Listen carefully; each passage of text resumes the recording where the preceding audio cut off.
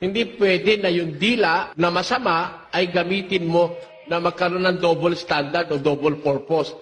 Isang panlait, isang pangsinungaling, isang pandaraya, isang panluloko, isang pambubola, pagkatapos gagamitin mo sa pagpuri sa Diyos. Hindi po ganon. Bakit nagkakaganito ang dila ng tao? Na siyang nakakahadlang ngayon, kung halimbawa tatawag ka sa Diyos, hadlang yon para huwag kang pakinggan ng Diyos. Dahil doon sa iyong masamang dila, hindi ka pakikinggan ng Diyos. Ba't kaya ang dila ng tao'y nagkakaganon? Pakinggan nyo sa 3:6. At ang dila'y isang apoy.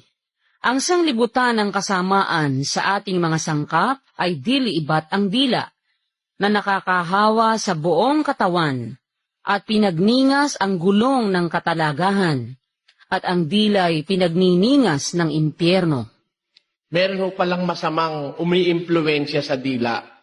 Kumbaga sa gitara, may kumakalabit sa kwerdas. Wala ka nakitang gitarang mag-isang tumugtog. May kumakalabit doon. Ganon din yung dila, may kumakalapit. Para magmura, manloko, manlait, gumawa ng iba't ibang mga bagay. Alam po ba ninyo mga kababayan, para inyo lang maintindihan kung gaano kaselan niyang pananalangin sa Diyos? Alam nyo ba yung dila na yan maraing nagagawang kalokohan? Akala kasi nung iba, ang pinakamasama sa tao ang kamay dahil pumapatay. Sa Biblia, isa ho sa pinakamasasamang sangkap natin yung dila Napakarami hong kasamaan sa ating dila, sa dila ng tao.